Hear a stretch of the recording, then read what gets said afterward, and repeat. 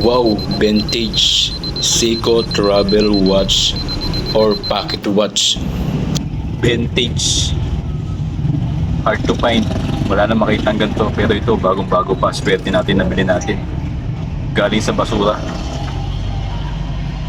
Seiko Tamagotchi watch. Alarm clock. Siya binubuksan ito yung battery. Ang problema dito, walang nakalagay na battery kaya hinulaan ko kung anong battery ang lalagay natin. Sinubukan ko ng LR44 pero mataba, malaki, ayaw ko masya. Yung medyo manipis ito, 1130. Tinry ko. Kasi hindi ko alam kung anong battery nito kasi wala nakalagay na battery kaya tinry ko itong 1130. Kaso nga lang, malaki pa rin.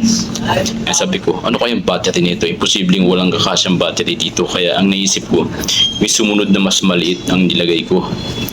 Yung SR927. Mabuting na nga lang at meron tayong stock niyan. Kompleto tayo ng battery. At ayun nga, sumalpak nga. Kumasya, saktong-sakto, walang allowance. Talagang intact na intact sa kanya yung 927 na battery. At ayun nga, mabuti na lang at umandar. Siyempre, malakas ang loob ko na aandar to kaya nga binili ko kasi bagong-bago pa. Ayos. Sarado natin. Lock. Try natin yung alarm kung alarm.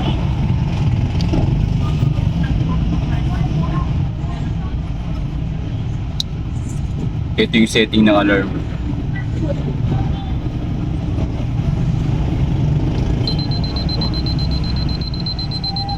Ayos. Travel watch or pocket watch alarm clock. Ito siguro yung ginagamit ng mga estudyante dati pag mag-a-alarm. Pero bagong-bago pa, himala.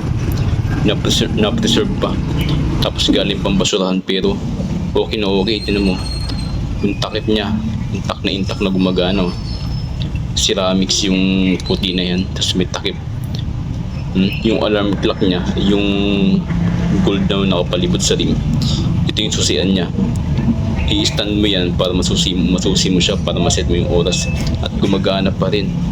Hindi siya nabasa sa basurahan. Siguro bagong tapon lang to kaya siguro may-ari nito, may collection na ipasama sa basura. Ayan, nag-setting, di ba? Umaanda to. Pag i-alarm mo yan, itatapat mo sa saktong 12 o saktong oras. Kung anong oras ang gusto mo 12:30, 12:15, tatapat mo siya dun. Tapos yung sa crown naman, ayun yung setting ng on-off ng alarm yan. I-on mo siya pag i-alarm mo. Tapos may arrow dyan sa may salamin. Ayan, pag iikot mo yung bezel na yan, yung gold-plated na yan, may arrow dyan, itatapat mo siya dun sa, ayan, tinapat mo siya sa 12 o'clock. Tapos yung arrow, ilalagay mo sa 12 o'clock para mag-alarm siya. Ayan, nag-alarm nga siya. Yan ang alarm clock niya. Goods na goods.